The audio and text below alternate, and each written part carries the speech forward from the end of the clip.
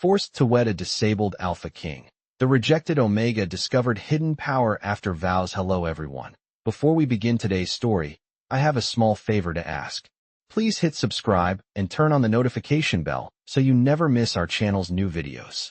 It's quick, free, and the best way to support us in bringing you more dramatic stories. Your support means the world to us. Where are you watching from? Drop your city or country in the comments below. Thank you very much. Now, let's return to our main character. Emily Carter stood at the far edge of the council hall where the air felt colder than the late fall morning outside. Her hands folded tightly, as if holding herself together required effort, because in this place, an Omega without rank or favor learned early how to make herself small, how to become invisible when eyes measured worth like a ledger. The announcement had already been made before she arrived, spoken in careful words that pretended to be merciful, yet everyone understood what it meant. That Emily Carter, rejected at her binding and quietly set aside by her pack, would be offered as a solution to a problem no one else wanted to touch. The Alpha King needed a bride, not for love or alliance, but for appearance, for tradition, for the seal of vows that kept the kingdom stable in the eyes of the clans. And because the king was said to be disabled, weakened by an old injury, stripped of the presence that once commanded instinctive respect, the council believed an Omega like Emily was suitable, disposable, unlikely to resist. She heard her name spoken with polite distance, never with warmth, and felt the familiar tightening in her chest as the room shifted its attention toward her, not with curiosity, but relief, because the burden had found a place to land. Emily did not protest, not because she agreed, but because years of being overlooked had taught her silence could be a form of survival. And as the council elder spoke of duty and balance, her thoughts drifted to the quiet strength she had learned to carry, the way she endured mornings that began before sunrise and nights that ended without comfort, the way she listened more than she spoke, sensing the moods of rooms before anyone noticed her presence. The Alpha King, they said, lived apart, no longer attending public gatherings, his name spoken with a careful neutrality that masked unease. And as Emily accepted the decree with a steady nod, she wondered what kind of man waited behind that title, what kind of silence filled his halls, and whether he, too, had learned how to survive expectations by withdrawing from them. When the meeting ended, there was no ceremony, no applause, only the soft scrape of chairs and the murmured approval of those who believed order had been preserved, and Emily walked out alone into the pale daylight, aware that her life had been redirected without asking her consent, yet feeling something unfamiliar beneath the resignation, a quiet awareness that this path, unwanted as it was, might hold truths no one in that room had considered, including herself. The journey to the capital took most of the day, the carriage wheels humming over stone roads as Emily Carter watched the countryside shift from familiar woods to carefully kept land, every mile reminding her that she was moving farther from the life she knew and closer to one she had never imagined for herself. When the gates finally came into view, they were not grand in the way stories promised, but solid and old, built for endurance rather than display. And as the carriage passed through, Emily felt the quiet weight of a place that had learned to hold its power inward. She was guided through long corridors washed in muted light, the air cool and still, until she was brought to a private chamber rather than a throne room, a choice that immediately unsettled her expectations. There were no banners, no guards lining the walls, only a wide window overlooking a stone courtyard and a single chair positioned near the hearth. That was where she saw him for the first time. King Nathaniel Hale did not rise when she entered. He sat with one hand resting on a carved cane, his posture careful, as though every movement required calculation, and the silence that filled the room was not heavy with dominance, but with restraint. Emily noticed details before conclusions, the faint lines at the corners of his eyes, the calm steadiness of his breathing, the way his gaze lifted to meet hers without haste or curiosity. There was no sharp pressure in the air, no instinctive pull that Omegas often described. In the presence of an alpha, and that absence felt louder than any command. He acknowledged her with a nod, his voice low and even as he welcomed her, not as a possession, but as a guest who had traveled far. Emily responded with the courtesy she had practiced her entire life, yet she could not ignore the way the room seemed to listen when he spoke. as if the walls themselves recognized him. As they exchanged the formal words expected of them, Emily sensed something unfamiliar beneath his composed exterior, not weakness, but a deliberate quiet, a man accustomed to observing rather than declaring. He spoke of the arrangement plainly, without apology or expectation of gratitude, explaining that the marriage would be one of duty and stability, that she would have autonomy within the household, and that no demand would be made of her beyond what the vows required. The absence of pressure unsettled her more than cruelty ever had. When he shifted slightly, adjusting his weight with care, Emily caught the faintest tightening of his jaw, a momentary reminder of the condition everyone whispered about, and yet his eyes remained steady, assessing the world with patience rather than frustration. As the meeting came to an end, he did not dismiss her, but thanked her for listening, a simple courtesy that lingered with her long after she was escorted to her chambers. Alone that evening, Emily stood by the window, looking down at the courtyard where shadows stretched with the setting sun, her thoughts circling the quiet man she was bound to marry, the king who did not command and did not plead. And for the first time since the council's decree, she felt uncertainty soften into something else, a cautious awareness that the story she had been assigned might not be the one she was about to live. The morning of the vows arrived without celebration, announced only by the soft chime of the palace clock and the quiet efficiency of attendants who treated the occasion as a necessary task rather than a milestone. Emily Carter dressed in simple ceremonial fabric chosen for tradition instead of ornament, the material cool against her skin as she studied her reflection and searched for a version of herself that looked prepared for what lay ahead. There were no nerves that came from romance or anticipation, only a steady resolve shaped by years of learning how to walk into rooms where she was not expected to matter. The ceremony took place in a modest hall washed with natural light, its stone walls bearing the marks of time rather than conquest, and when Emily entered, she noticed how the space seemed intentionally small, as if designed to limit spectacle.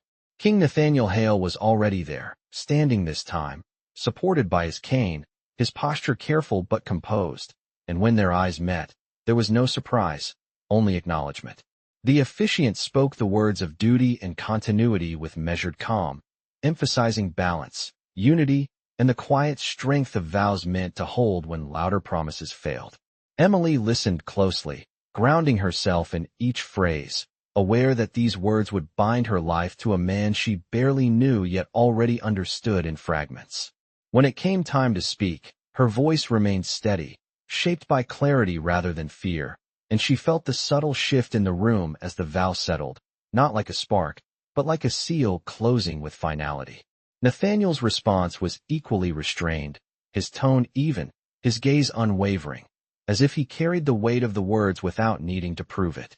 There was no applause when the ceremony ended, only a respectful silence that followed them as they stepped away from the altar and into the quieter corridors beyond. The hours that followed were defined by protocol, by signatures and formal acknowledgments. Yet beneath the structure, Emily sensed an unspoken agreement forming between them, one built on boundaries rather than expectations.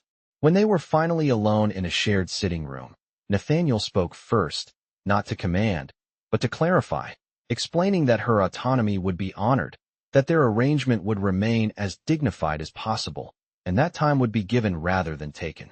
Emily nodded, surprised by the relief that followed his words, and for the first time, she allowed herself to breathe without bracing for disappointment. As evening settled, they shared a quiet meal at opposite ends of a long table, exchanging only necessary conversation, yet the absence of tension spoke louder than forced intimacy ever could. Emily noticed how Nathaniel observed the room, how his attention moved with purpose even in stillness, and she wondered how such awareness could exist without the dominance others associated with power.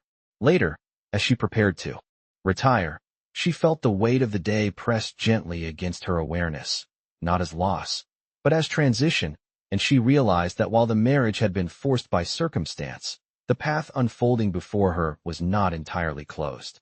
Somewhere between duty and choice, Emily sensed the first hint that the vows she had spoken might awaken more than tradition, that beneath the quiet surface of this union, something patient and deliberate was beginning to take shape. The days that followed settled into a quiet rhythm that Emily Carter had not expected, marked less by command than by observation, as if the palace itself were watching to see how she would move within its walls. Mornings began early, light filtering through tall windows as she learned the layout of corridors and gardens, noting which spaces felt lived in and which felt preserved for memory rather than use. King Nathaniel Hale maintained a predictable routine, appearing in common areas at consistent times, his presence calm and contained, his movements deliberate as he relied on his cane without apology or display. Emily found herself noticing how others adjusted around him, how advisors spoke more carefully, how attendants paused to listen when he entered a room, even without raised voices or forceful gestures. Their conversations remained practical, focused on schedules and responsibilities, yet beneath the surface, Emily sensed a subtle exchange taking place, an unspoken negotiation of trust. She observed how Nathaniel listened fully, allowing silence to stretch before responding, a habit that unsettled those accustomed to immediate authority but invited honesty from those willing to fill the space. In private moments, Emily began to feel the weight of the vows in ways she could not explain, not as pressure, but as awareness, a heightened sensitivity to the moods of rooms and the emotions of people she passed in the halls.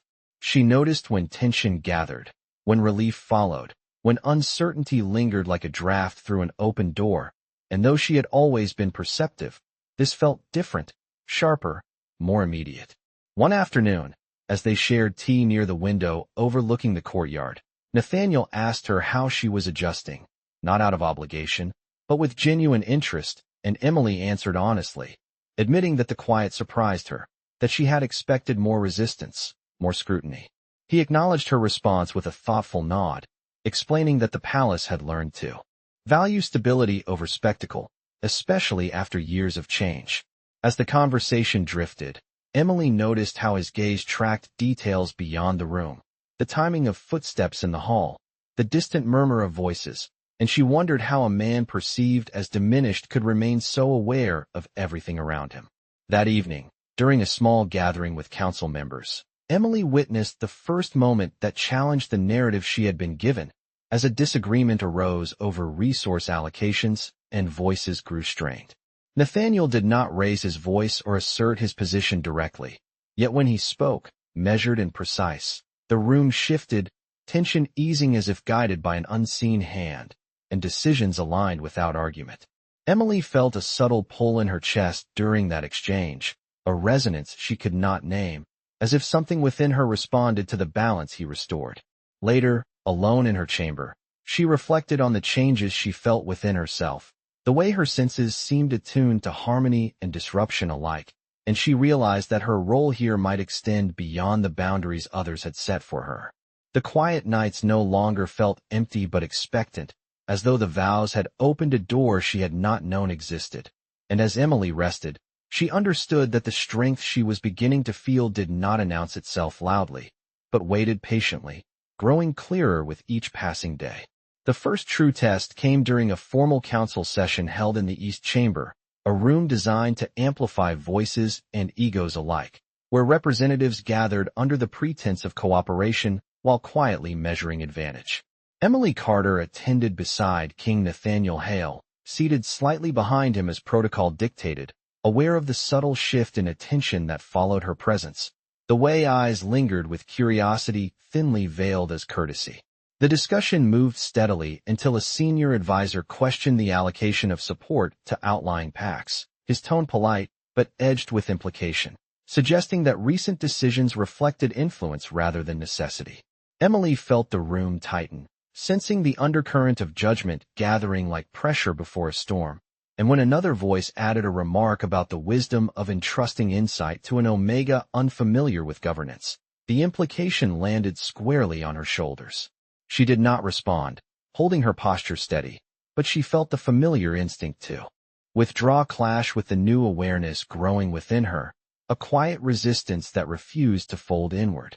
Nathaniel remained still, his hands resting lightly on the arm of his chair, his expression unchanged as the comments continued, each word testing boundaries without crossing them outright.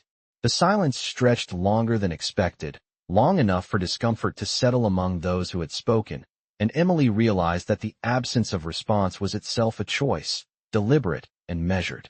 When Nathaniel finally spoke, he did not address the remarks directly, nor did he raise his voice, but his words carried clarity that cut through the tension without force, reminding the council of established priorities, of data reviewed, and decisions reached through consensus rather than assumption. His tone was calm, yet the effect was immediate, as objections softened into reconsideration and the room recalibrated around his presence. Emily felt a subtle resonance within her chest as balance returned, a sense that the space itself responded to the restoration of order, and she became aware that her own breathing had aligned with the shift, steadying without conscious effort. As the meeting concluded, several council members offered polite nods in her direction, their earlier confidence replaced by something closer to uncertainty, and Emily understood that the moment had altered perceptions without confrontation. Later, walking through the garden paths as evening light stretched shadows across stone, Emily reflected on what she had witnessed, the way authority had asserted itself without display, the way silence and precision had accomplished what force never could. Nathaniel joined her briefly, remarking on the weather and the coming change of season, and Emily recognized the subtle lesson embedded in his casual observation, that timing and restraint often determined outcome more than assertion. Alone once more, she considered the sensation she had felt during the council session, the way awareness had sharpened, the way she had sensed imbalance before words confirmed it, and she realized that these moments were no longer isolated. The vows had not transformed her overnight, but they had opened a channel she could not ignore, a connection to harmony and disruption that grew clearer with each challenge. As night settled over the palace, Emily understood that the first crack in the story she had been given was not in Nathaniel's perceived weakness, but in the assumptions others held about her, and that with each quiet test, both of them were revealing strengths that could no longer be dismissed. The change did not arrive as a single moment, but as a gradual unfolding that Emily Carter noticed in quiet hours, when the palace rested and expectations loosened their grip, when she moved through familiar corridors and sensed shifts before they became visible. It began with small things, an awareness of tension dissolving when she entered a room, conversations smoothing as if guided toward understanding, and the subtle realization that her presence carried weight without effort. One evening, as rain tapped softly against the windows and the halls emptied, Emily felt a warmth gather beneath her ribs, steady and contained, not overwhelming but unmistakably alive. She paused in the library, surrounded by shelves worn smooth by generations, and closed her eyes, breathing slowly as the sensation expanded, not outward, but inward, aligning with her thoughts and intentions. The feeling was not power as she had imagined it in stories, but clarity, a deep sense of balance that allowed her to perceive connections between people, decisions, and outcomes. When she opened her eyes, the room seemed sharper, not brighter, but more defined, as if the world had adjusted its focus. Over the following days, this awareness deepened, responding to moments of discord and harmony alike, guiding her responses with calm certainty. During a meeting with stewards, she found herself offering a suggestion that eased a lingering concern, not because she had studied the figures, but because she sensed where adjustment was needed, and the relief that followed confirmed her instinct. Nathaniel observed these moments quietly, his attention steady, and though he did not comment immediately, Emily noticed the thoughtful consideration in his gaze, as if he recognized a pattern forming. One afternoon, as they reviewed correspondence together, he asked her how she was feeling, not as a courtesy, but with genuine curiosity, and Emily hesitated before answering honestly, describing the heightened awareness, the sense of alignment that followed her actions. Nathaniel listened without interruption, his expression thoughtful rather than surprised, and when she finished, he acknowledged her experience with calm acceptance, noting that some bonds revealed themselves through subtle shifts rather than dramatic change. He spoke of balance as a form of strength, of leadership that guided rather than commanded, and Emily realized that the qualities she was discovering in herself mirrored the restraint he embodied. That evening, alone in her chamber, Emily reflected on the vows they had spoken, understanding now that they had not merely formalized a union but activated a connection that allowed her to access a deeper layer of herself. The warmth returned as she settled into stillness, flowing with intention rather than impulse, and she understood that her role was not to dominate or submit, but to harmonize, to recognize imbalance and restore it through presence and clarity. As the days passed, those around her began to respond instinctively, seeking her perspective without conscious decision, and Emily accepted this shift without fear, grounded by the certainty that her strength was rooted in purpose rather than position. In the quiet partnership she shared with Nathaniel, she found reassurance rather than validation, and together, without proclamation or display, they began to shape a form of leadership that moved unseen yet left lasting change in its wake. The revelation came quietly, without ceremony, on a morning when the palace moved slower than usual, as if anticipating a shift it could not yet name. Emily Carter noticed the change before it occurred, a subtle alignment in the air that settled her thoughts and drew her attention toward the inner hall where King Nathaniel Hale spent his early hours. When she entered, he was standing near the window without his cane, his posture steady, his weight balanced with an ease she had never seen before, and for a moment, neither of them spoke. The silence felt intentional, not fragile, and Emily sensed that this was not a performance, but a decision finally made visible. Nathaniel turned to face her, his expression calm, his eyes clear, and he acknowledged what she had already understood, that the image he had carried had been incomplete by design. He spoke without defensiveness, explaining that his restraint had been a choice shaped by necessity, that leadership had required him to observe how others behaved when power appeared absent, and to measure loyalty without command. Emily listened, absorbing the truth without shock, because the pieces had already arranged themselves within her awareness.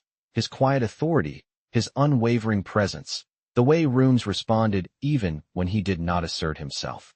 As he moved across the room, his steps unencumbered, Emily felt a steady warmth within her chest, not surprise, but confirmation, as if her own growth had been leading toward this understanding all along. Nathaniel spoke of perception, of how weakness and strength were often defined by expectation rather than reality, and he acknowledged her role in revealing the balance he had maintained, noting that her presence had allowed him to shift without disruption. There was no dramatic declaration, no announcement to the court, only a shared recognition that what had been concealed was now aligned with purpose. In the days that followed, subtle changes became apparent. Nathaniel appearing in meetings with renewed clarity, his movements confident yet unchanged in demeanor, his authority expressed through precision rather than display. Those who noticed spoke quietly, uncertain how to adjust their assumptions, while Emily observed the transition with calm acceptance, aware that the revelation was not meant to unsettle but to stabilize. During a private discussion later that week, Nathaniel acknowledged her awakening openly, recognizing the way her insight had begun to shape outcomes without force, and Emily understood that their strengths complemented rather than competed. She realized that the vows they had spoken had bound more than tradition. They had created a partnership rooted in mutual recognition, where clarity met restraint and presence guided power. As the palace settled into this new equilibrium, Emily felt grounded rather than elevated, confident not because she had been chosen, but because she had chosen to stand fully in herself. The story others had written for them no longer applied, and without announcement or spectacle, the truth of who they were began to define the future they would shape together. The shift became undeniable during a gathering that drew leaders from across the territories, a convergence intended to assess direction and affirm continuity, where expectation hovered heavier than tradition. Emily Carter entered the great hall beside King Nathaniel Hale, aware of the layered attention that followed them, curiosity tempered by restraint, calculations softened by uncertainty. The room carried a low hum of anticipation, not conflict, but the strain that arises when long-held assumptions confront change. As discussions unfolded, Emily felt the familiar alignment settle within her, a calm awareness that traced the currents beneath words, highlighting where concerns overlapped and where misunderstandings quietly widened. Nathaniel listened with the same measured patience he had always shown, allowing each voice space without ceding clarity, And when questions arose about future stability, about the influence of a queen once dismissed, Emily sensed the moment before it arrived. She did not speak immediately, choosing instead to breathe and observe, recognizing that timing mattered more than volume. When she did address the room, her voice carried without force, steady and precise, reflecting understanding rather than rebuttal, acknowledging fears while reframing them toward shared outcomes. The effect was subtle but immediate, shoulders easing, expressions shifting from guarded to attentive, as if the room itself recalibrated around coherence. Nathaniel followed with concise confirmation, aligning policy with principle, reinforcing boundaries without invoking authority as a shield, and together their responses formed a seamless exchange that left little space for doubt. Emily felt the resonance deepen, a balanced current flowing between presence and decision, and she understood that what they demonstrated was not dominance but partnership, a model that replaced spectacle with substance. Throughout the day, smaller interactions echoed the same pattern, advisors adjusting their tone, delegates seeking Emily's perspective with respect rather than skepticism, and Nathaniel's leadership expressing itself through clarity that invited trust.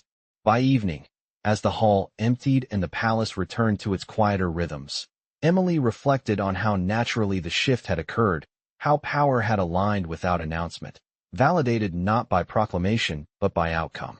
Later, as she and Nathaniel walked the colonnade overlooking the city lights, he acknowledged the harmony they had achieved, noting that influence sustained by balance endured longer than control enforced by fear. Emily recognized the truth in his words, understanding that her awakening was not a departure from who she had been, but a refinement, a convergence of perception and purpose that allowed her to stand fully present. As they paused together, the city below steady and illuminated, Emily felt grounded in the certainty that what they were building did not require defense, because it was rooted in alignment, and that the quiet strength they shared had already reshaped the future without demanding recognition. The formal assembly that followed marked not an ending but a recognition, a moment where the path already walked became visible to those who had been slow to see it, and Emily Carter stood beside King Nathaniel Hale with a calm steadiness that reflected how far she had come. The hall was filled with familiar faces and newly attentive eyes, yet the atmosphere carried less tension than acceptance, as if the collective understanding had finally aligned with reality.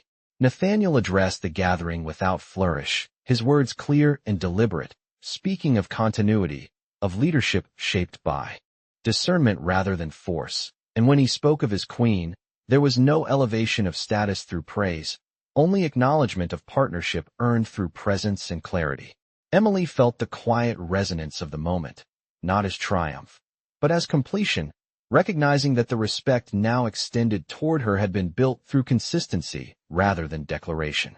As the assembly concluded, interactions shifted naturally, greetings offered with sincerity, questions posed with openness, and Emily received them without hesitation, grounded in the assurance that her place had been established through alignment rather than permission. Later, as the palace settled into evening, she and Nathaniel walked through the inner garden where lantern light traced soft patterns across stone paths, and Emily reflected on the transformation that had unfolded, not as a sudden rise, but as a gradual return to wholeness. She understood that being chosen had never been the source of her strength, but that choosing to remain present, to listen and respond with integrity, had allowed her to step fully into herself. Nathaniel acknowledged this quietly, observing that leadership sustained by balance endured beyond individual reigns, and Emily recognized the truth in his words, seeing their partnership as a foundation rather than a pinnacle. In the days that followed, Emily embraced her role with intention, engaging with advisors and communities alike, her insight guiding decisions with subtle effectiveness, and the response she received confirmed that influence rooted in clarity resonated deeper than authority imposed. She moved through the palace no longer as an observer but as an anchor, her presence steadying spaces once defined by uncertainty. As seasons shifted and the city beyond the walls continued its rhythm, Emily found fulfillment not in recognition, but in the harmony she helped maintain, aware that the quiet strength she carried had reshaped her world.